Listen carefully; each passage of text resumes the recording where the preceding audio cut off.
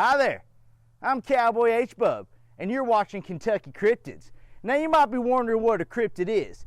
That means, from the Greek, hidden. Now, there's a couple little ugly beasts here I'm going to tell you about in this here great state of Kentucky. I'm talking the Pope Leg Monster, I'm talking Kelly Greenman, and I'm talking about my mother-in-law.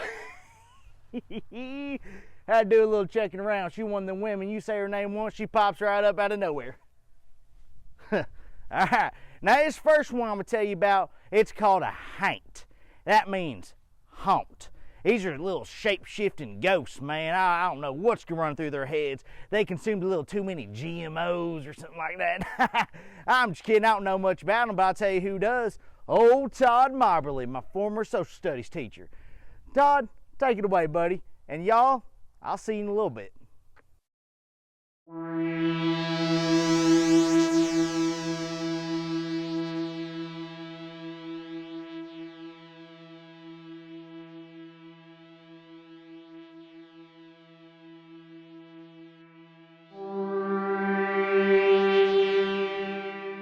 So it was from Pennsylvania, Middle Atlantic, through the Shenandoah Valley into Virginia, North Carolina, and from those points they brought the beliefs of haints with them. Witches could be shapeshifters, but in theory so could haints be shapeshifters.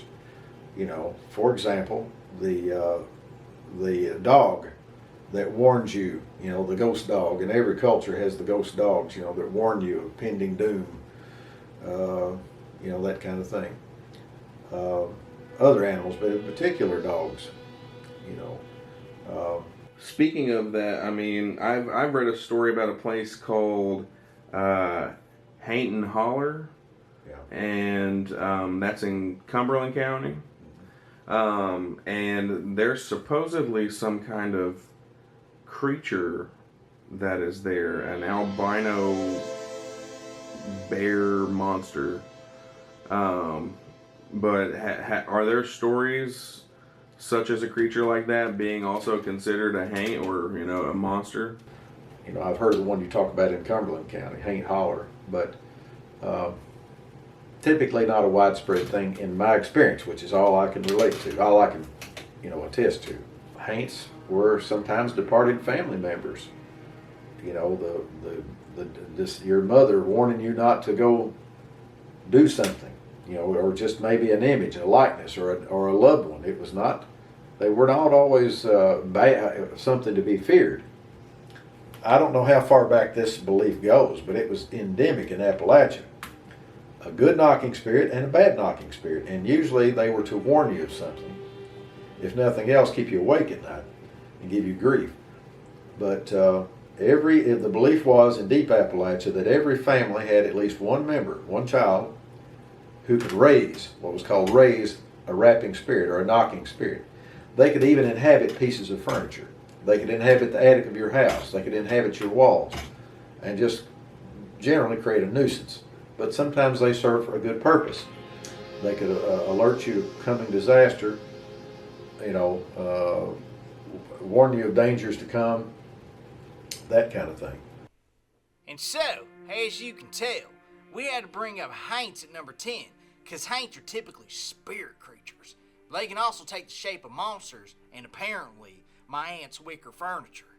And there's also a color called haint blue. Man, I tell you what, that just hain't right. I call this the Bell South Barn. Can you hear me now? Nah, but you know who can't hear me? The victims of the Boonesboro octopus. But you know who can hear me? My buddy Jethro, who had a one-on-one with the Boonesboro octopus. Let's throw it over to him, see what he's got to say about it. See you soon.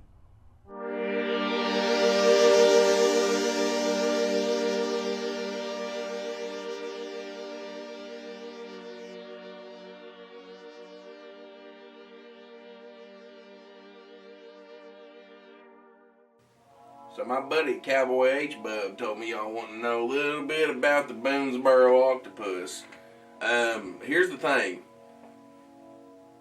That animal is real. I saw it. I saw her with my own two eyes, and because I'm a farmer in the Boonesboro area, and it came out of the Kentucky River, grabbed one of my cows, and dragged it back to the depths like Cthulhu. And when I saw that, first of all, I pooped my pants. Second of all, I was like, just completely mind blown and started believing in all this stuff. You know, that's why you see all this stuff behind me. I got really into cryptids and voodoo, and I still like believe in the good Lord, but like at the same time, I need to know about the dark stuff if I'm going to be able to fight it. Okay, so first of all, it's real. My grandpappy saw it. There was a little girl actually who had like suction cut marks all over her body one time. It didn't eat her though. I guess it was just playing with her like a little toy. But some people say an octopus can't be in fresh water. Well, this thing was a government experiment in Fort Knox for sure. They were trying to gene edit, create some kind of Godzilla or something, and they didn't do it right. And they just said, "Well, guys, we've done this foobar, so let's take it. We're gonna throw it in the Kentucky River," and that's what they did. And it's serious business. It's serious business. Like, I still go fishing, but I got my shotgun with me, I'll tell you that. This bad boy's coming in at number 9, because there's really only a few sightings, but nonetheless, when cows go missing, we Kentuckians start to notice. Trust me, I can tell you that from personal experience.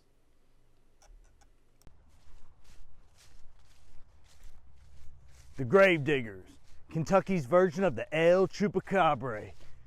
They go around Kentucky digging up the bodies from the caskets, devouring what's left of them. So, let me ask you this. You checked on your loved ones lately?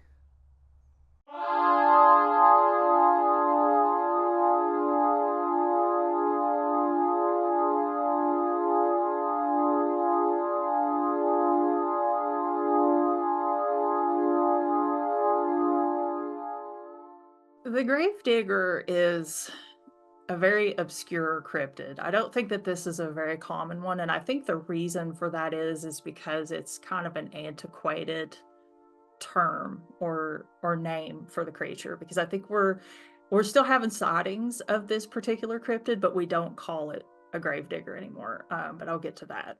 One of the most publicized cases involving a gravedigger came from a man who was driving by a graveyard outside of Jefferson, Wisconsin late one night. As he passed, he saw what he thought was a large man digging in a grave with his hands.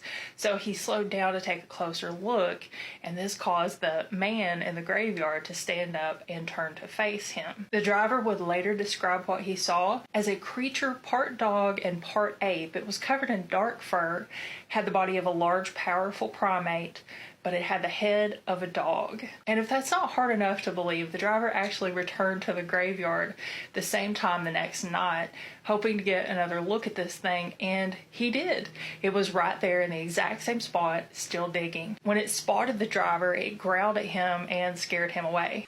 At some point, I guess, it caught on to the fact that it was being watched, and it stood up and turned around and looked at him, and he saw that it had the face of a canid type creature. So it wasn't a human, it wasn't just a big person in some type of clothing, it was actually some type of creature. And he gave basically the same description that people give about Dogman, which Dogman obviously is kind of still growing in popularity, but tons of people think they've seen Dogman.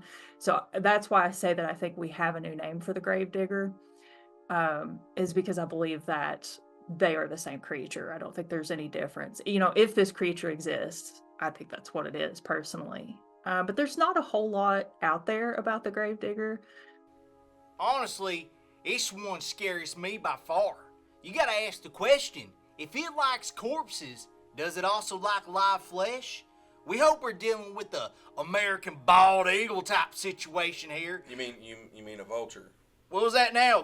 A vulture type situation. Eat like dead things. Sorry, brother. In America, everything's a bald eagle.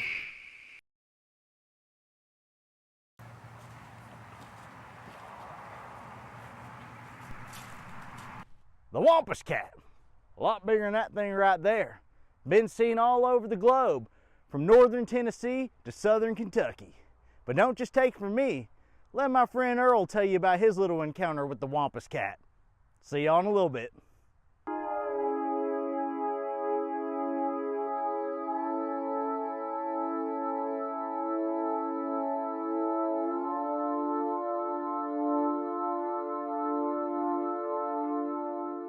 The Wampus cat. I mean, I don't even know where to begin with the Wampus cat. You know, I've been hunting it for about 3 years now, and I've had several run-ins with it. But, you know, I'll never forget my first run-in with the Wampus cat. I was out hunting with my buddy Logan, and he had brought his dog Spike out. And Spike was a really good hunting dog. You know, he'd been trained, and all of a sudden, you know, he just got a scent, and he went crazy, man. He just went crazy, and he ran off into the woods. And you know, my buddy Logan was like, "Get back here, you know, where are you going? Get back here," you know, and calling for it. And usually, you know, he would come back, but that dog just was bolting. And so we took off after him. You know, Logan took off after his dog, and I took off after Logan because I'm worried about my buddy. And all of a sudden, you know, we're running after his dog, and you just hear the most demonic sounding growl, and it was just deep, and my blood ran cold, man. And after you heard that growl, you just heard yip, and my buddy Logan, I could hear him scream, but the woods, they were so thick, like I couldn't see him, and so I just kept running through the woods trying to find my friend. And whenever I got to this clearing, all I saw was a small like blood trail, and I look over where the trail was going, and all I see is like the back end of a cat, and this thing is massive. I'm just talking like the biggest wild cat you've ever seen. And I got a little tuft of fur that I saw there, and I made sure to keep it. And then I tried to find my friend, and I just couldn't find him. You know, I screamed around for Logan for a bit, and he no answer. And that was 3 years ago. He's still missing, and no one knows whatever happened to him. And I got that fur analyzed, trying to figure out, you know, what might have got my friend.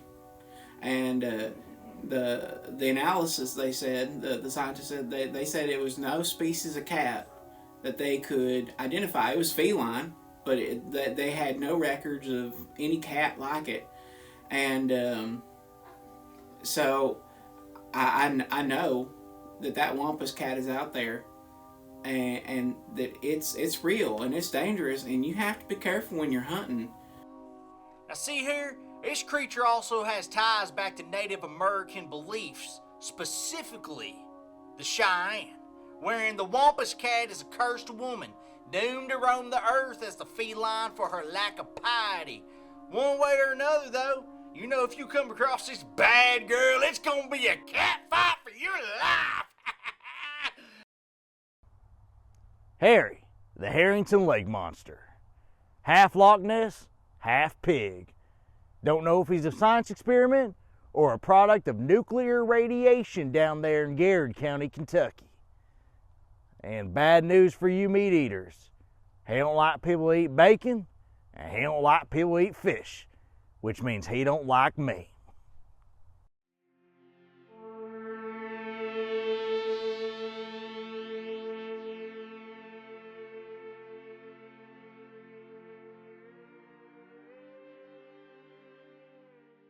So the Harrington Lake Monster it's short but sweet.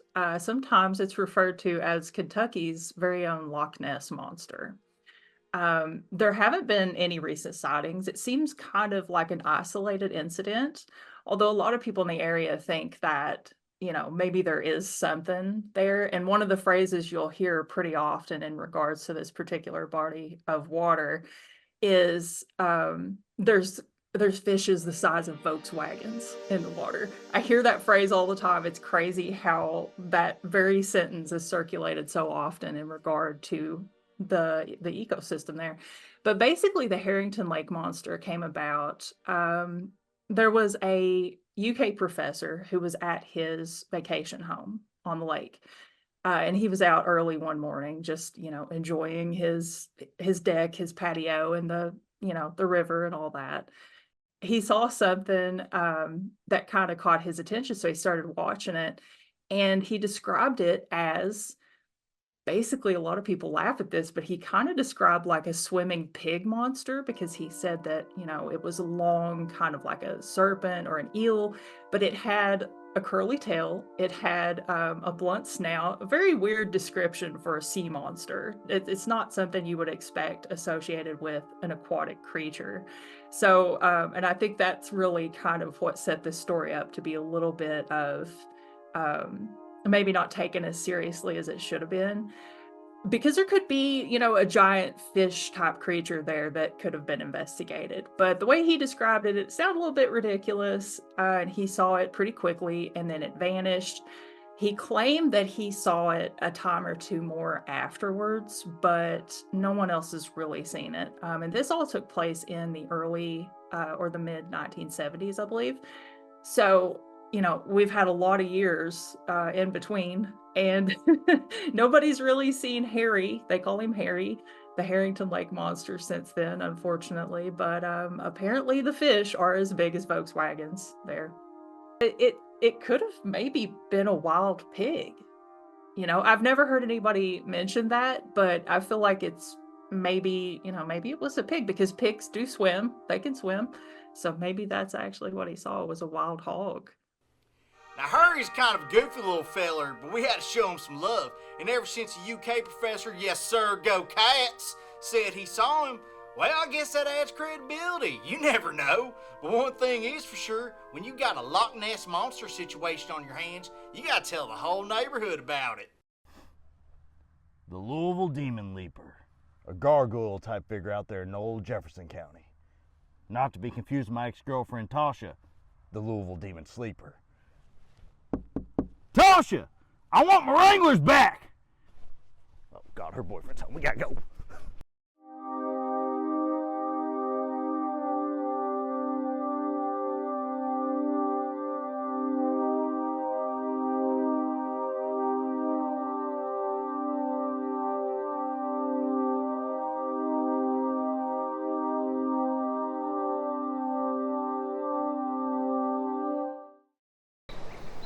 Are you recording?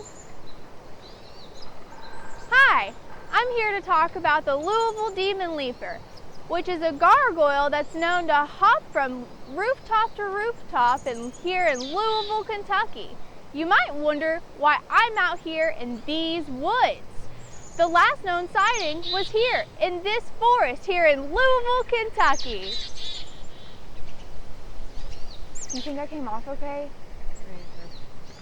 I just didn't want to do too much, and I just wanted to be professional. This is my first really big thing that I'm doing. I just wanted to be perfect. God, did you see how much the Blair Witch made?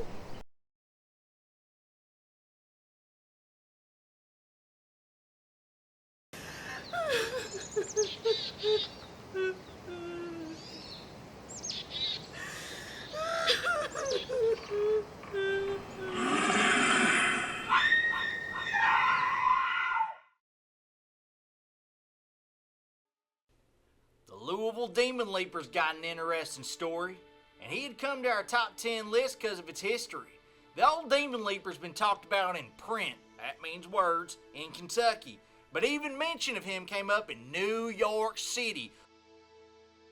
Some people claim that all these creatures are the same as the old Mothman, a race of cryptids that live in solitude and flies away if you pursue them.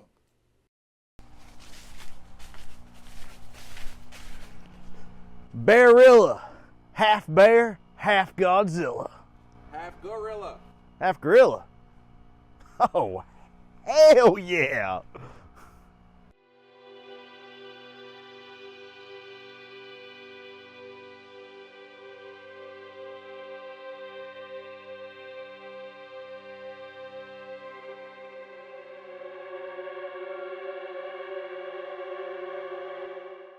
I know that there was a sighting in Montgomery County in the very late 90s where a young man and 5 of his friends went camping, and something started prowling around their campsite in the middle of the night. And for some reason, somehow, he's the only one who managed to see this creature, because he said he stuck his head out of the tent to look around and he saw a half bear, half gorilla, slash werewolf type creature walking around on 2 legs, I guess plundering for food. I don't know. And it scared him so bad that he said that he would never go back in the woods alone again. And I guess they got out of there as soon as they possibly could. But it's funny that none of his other friends saw it. Like, there are 5 other people, nobody else saw it but him. I'm so glad you called me, or I was online looking for something just like this. I had to get it out. I saw this dang thing way out off the road. I was going to get some wood, and I was way out in the woods, 2 or 3 miles out. There ain't a soul around, had no phone signal, and I just started just hearing something just thumping and grinding on the ground. It didn't sound like a car. It didn't sound like a person. It didn't sound like multiple people. It just sounded like one giant thing just plomping around out there. And it just kept getting faster and louder and louder. And I just jumped in the truck and, started heading out of there. And I could see it just running after me. And it got right up next to me. And it was clawing at me with this big old claw. It had 5 fingers. I could see the big old claws. It was black paw. It didn't look like no bear. It's too fast. And it just scared me to death. I've never seen nothing like it.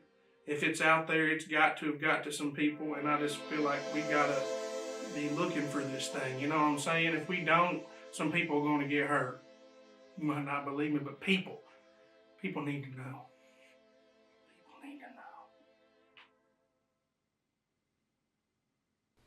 I tell you what, the idea that Barilla had me giddy as a chubby 10-year-old boy in front of a birthday cake, yup. However, after we discussed all this cryptid more intensely with our guest, Sarah Clevenger of the Paranormally Correct TikTok channel, there was a theory that piqued all our interest. Sarah seems to think that Dogman, Barilla, my mother-in-law, the Gravedigger, and our next monster are all the same species. A cane-eyed cryptid that goes by many names.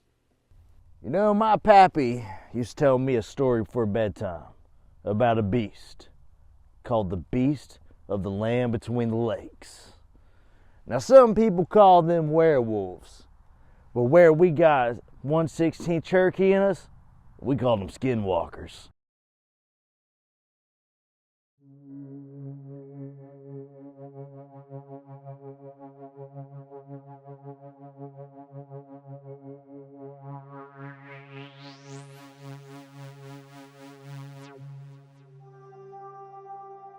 So the basic idea of this story, whether you believe it or not, because there's a lot of reasons to believe it and there's a lot of reasons to not believe it. It took place in the early 1980s. There were 2 campers out and about at LBL. They came across a campsite where instantly, as soon as they saw it, they knew that a crime had been committed on the grounds. There was blood everywhere. The camper itself looked like it had been beaten with something, beaten with fists, beaten with tools or weapons, as if something was trying to get into the camper. The campsite was absolutely destroyed. There were 3 bodies present. The police, now the story starts to kind of split and fall apart depending on what you believe at this point. So that's the background of what happened.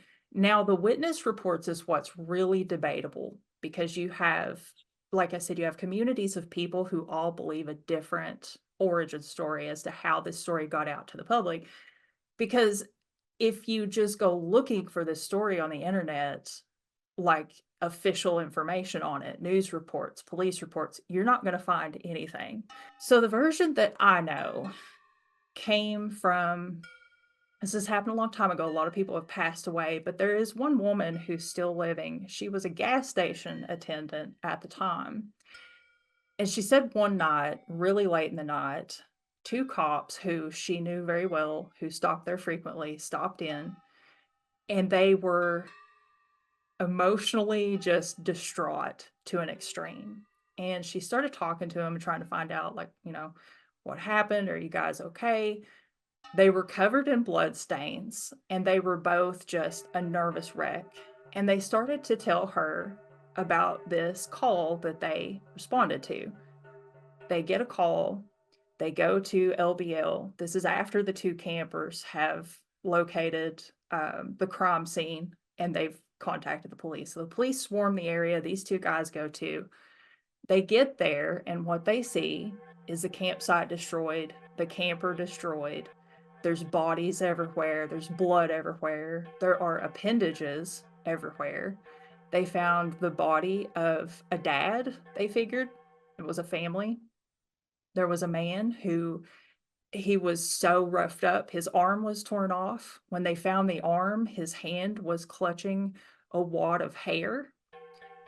He had deep lacerations all over his body, bite marks, claw marks. One of the cops even recalled seeing the coroner measuring these bites and claw marks because they were so unusual looking. They found the mother. She was in roughly the same condition. She was bitten and scratched all over. They found a little boy who was just as bad. So as they're going through the camper to try to find details of who these people are, they find evidence, of like, here's the belongings for the dad, for the mom, for the little boy, but here's stuff that belongs to a little girl. So then they kind of realize that they're missing a body. So they start searching the area and they find a little girl with her back broken, hanging in a tree, like 20 or 30 feet off the ground. Her intestines and organs were missing. They had been torn out, and she had been carried up into this tree and left just hanging. This is what really, I think, affected these two police officers so deeply, was just seeing this family who went out there for a good time to enjoy LBO and the water and, the nature and all that in such a horrible, horrific condition, just attacked out of nowhere, and they had no idea what it was. They started to kind of try to piece it together, and they're like, well, we don't really have a bear population here, so it probably wasn't bear. We don't think that it was like a big cat because it's not consistent with the type of attack that you'd see from a big cat. But then they had the body up in the tree, so they're like, well, something carried this little girl up in the tree, obviously. At some point in the night, and this is when the two officers left and ended up going to the gas station and kind of like basically trauma dumping onto this woman that they're friends with, the attendant there. The government entities showed up, the men in black, the men in, unmarked vehicles, whoever they are, some form of government entity showed up and put everybody off the property, told them to all just go, they're going to take over, don't touch anything, don't take anything, leave all your, anything you've collected, leave it, we're going to take over 100%. So that's when the two cops end up at the gas station telling their story. I believe at least one of the police officers at the time of this investigation was still alive, but I'm not entirely sure. So I can't speak to the validity of, these two people. I have heard that these two officers were verified by the team, the cryptid team that I mentioned. I've heard that their employment was verified so that they know for sure that these two men weren't just random people claiming to be cops. They actually were cops who were there, most likely. But the primary witness in this situation is the gas station attendant, and she gave a very heartfelt, authentic testimony about this. That would, to me, I always look for signs or indicators that someone's just trying to spin a story. But I've watched her interview over and over and over, and I really feel like this woman's being 100% authentic. What else can I say about the beast of the land between the lakes? If there really was a cover-up and people got killed, hell, that's just awful. Since there's no paper trail, and now there's no blood trail, well, we'll just have to wait and see. Some legends we'll never unravel. But just like Bigfoot, we may come to find out this one missing species has been hiding for all these years. Or maybe the Native Americans were onto something, and the land between the lakes monster is a skinwalker, waiting to judge the next set of campers trespassing on sacred ground.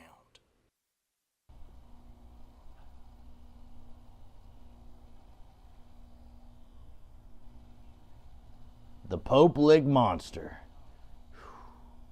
Half man, half goat. Kind of like Satan himself. Now, you might be wondering, how many licks does it take to get to the Pope Lick Monster? Well, there's Paint Lick, there's Yeller Lick, there's Blue Lick, hell, there's Red Lick. A lot of licks to get to that Pope Lick Monster, and if you ain't careful, he'll give you a licking himself. See y'all, lickety split.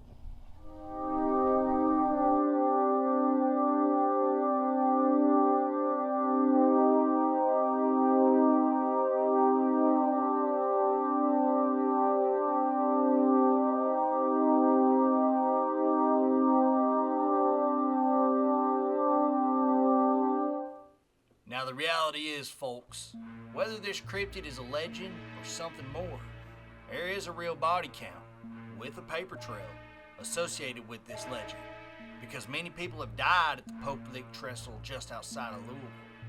And some would say that the legend of the Pope Lick Monster has caused real harm. Richard Stockman, an authority on the desk there, had this to say. The trestle has been responsible for dozens of deaths and countless injuries, and has been a source of trauma for many victims, families, and railroad employees. Many people have committed suicide, been killed by trains, or died while partying at the trestle. The most recent tragedy at the trestle was a fatality that occurred in 2019, but injuries and fatalities date back at least 40 years. The short film, called The Legend of the Pope Lick Monster, came into a negative light when it was released in 1988. But we know the director of the film, and he said he created the film as a cautionary tale. He does not endorse this occult or legend as many would think he would. Nonetheless, he made the cult classic short film, and we'll show you a little clip from that now to give you a taste of what the legend is all about.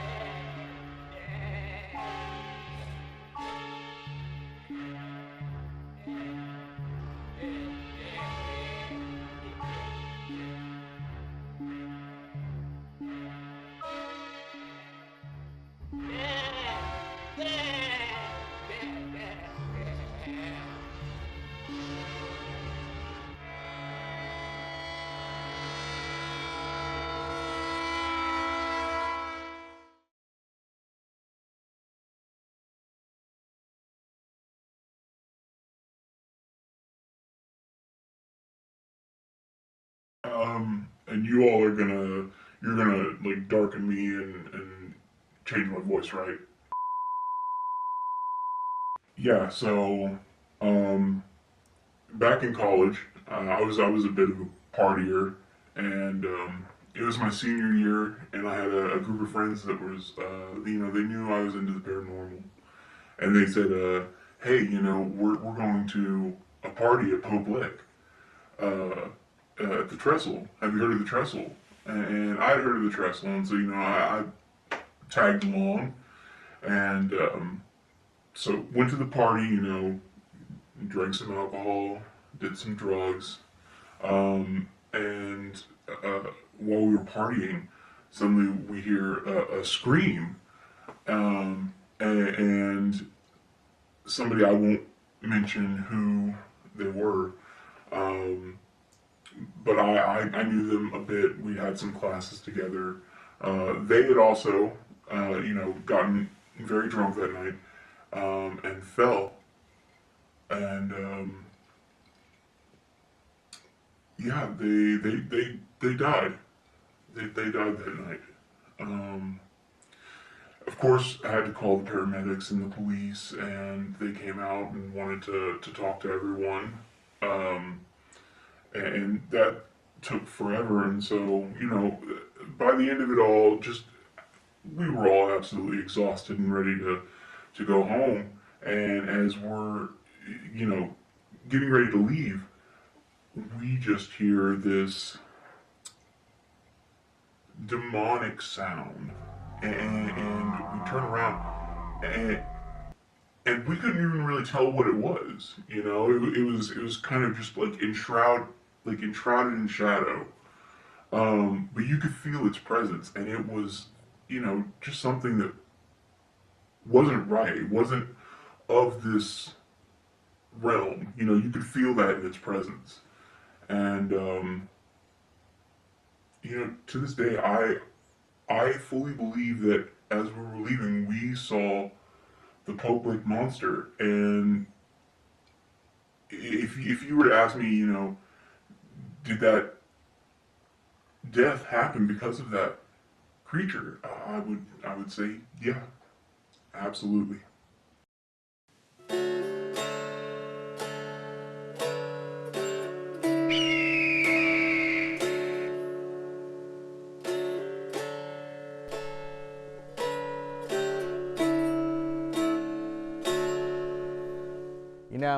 I was just looking at them there mountains over yonder, thinking about the cryptids that didn't quite make the list. I'm talking the Bigfoot, the Mothman, the Milton Lizard, and the Devil Monkeys. Hidden in our hearts and in the mountains. Now we saved the best for last, as this one has the most evidence behind it.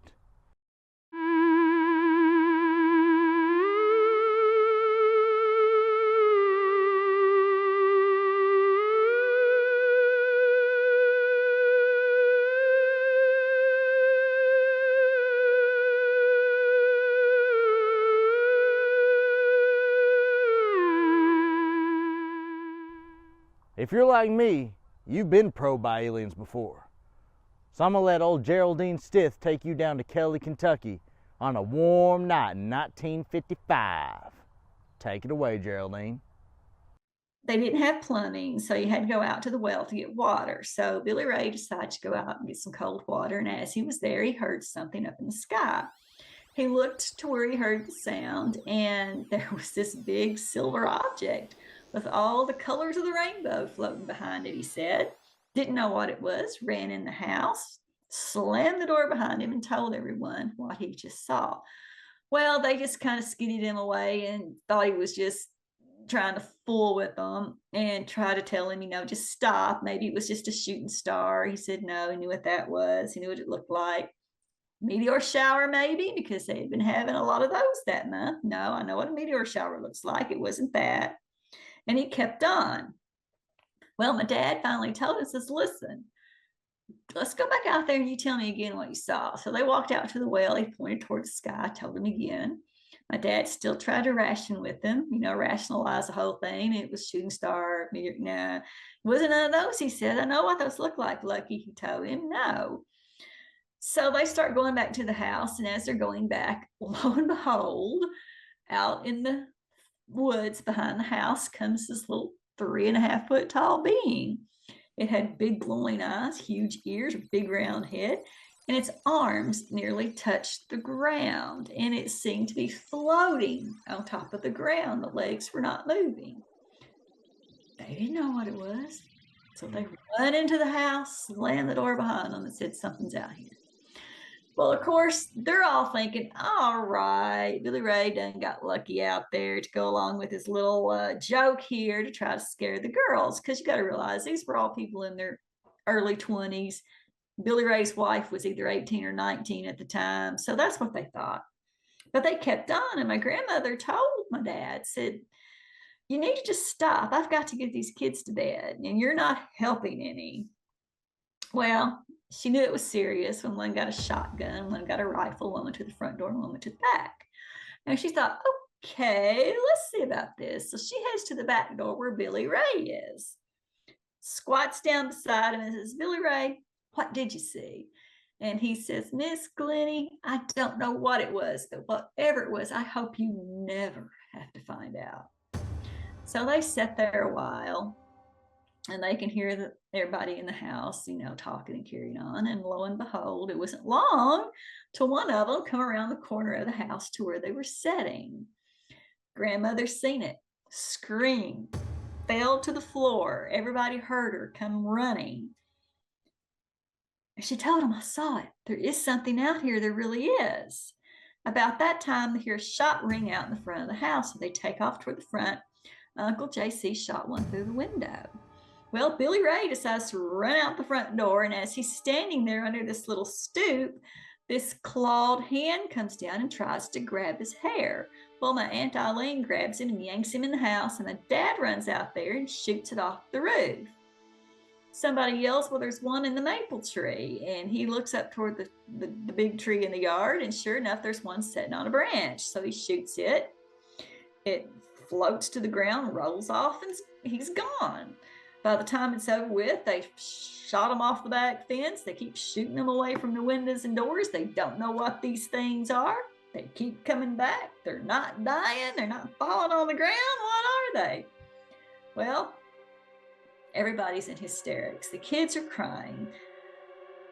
June's about to lose it. They don't know what to do. They can't kill these things. So my dad tells them, listen, we're going to go to Hopkinsville and we're going to get help. Since Hopkinsville was about 7 miles down the road, he says, let's hold on. We'll get help. So he gets them settled down and quiet. And as they're sitting there waiting to leave, they hear one of them go across the tin roof. They can hear its little nails clacking across the roof. Well, this really gets them all crying. June's really about to lose it. My dad doesn't know, what am I going to do with these people? So, he gets them quiet again. He says, okay, just hold on. We're going to get out of here. So they wait. It's quiet. He says, let's go. So they hit the trucks, head to Hopkinsville. Here they are in the middle of the night, 11 people from the age of 50 to 7, running in on this one little officer in Hopkinsville. So they're all trying to tell him, what has happened. And he's trying to understand. And he says, you got men attacking your house? And my dad's telling him, you're not understanding what we're trying to tell you. And finally, the officer says, well, just hold on, I'll get some help. So he calls Chief Russell Greenwell. Greenwell tells him, keep them there, call Fort Campbell, call the paper, call the radio, just get whoever you can. We're taking some people out there. So by the time it's said and done, you've got several cars and trucks going back out to Itsy Bitsy Kelly in the middle of the night. It's pitch black dark. They don't have any street lights or anything out there in the country. And they're pulling up in the yard, and it just feels weird and strange. Evidence something happened because there's shotgun and rifle shells all over the yard, holes through the screens. What were they shooting at? They searched everything. They searched the buildings they had. When they were pulling up, the car that had some of the officers in it saw a green substance glowing by the fence where they had shot one. So, of course, they ran out there to check it first thing. Well, when they got up to it, you couldn't see it anymore. The only time you could see it is if you backed away. So what do you do with that? So the chief told my grandmother, said, Miss Glennie, I am so sorry, but there is nothing here. We can't do nothing to help you. Said their goodbyes and left. Now, the next morning after it happened, yes, there was a shoulder-to-shoulder grid where some of the soldiers come out Fort Campbell and searched the grounds. There was helicopters and stuff flying over, looking. So, they did do searches, but as far as any protocol that should have been done, there was none. They didn't rope off anything. They didn't take samples of anything. They just wanted it gone. They wanted it gone. They just did not want this to get out any more than it already had. And so they just tried to get rid of it. And the way they got rid of it is to say that it was just a bunch of uneducated hillbillies and this didn't happen. The Kelly Green men earned the #1 spot because the most evidence is out there to corroborate this event. As well, the U.S. Navy, yes sir, released footage of a UFO, and that's a more verifiable source than most. So maybe the aliens really are here. But since they're hidden, but living on and around Earth, that makes them a cryptid too. Well, that's all the time we got for y'all today. You ever find yourself in the hills of Kentucky, swing on by, come get you a plate. I make a mean fried octopus. Well, I'll see you around. Take care now.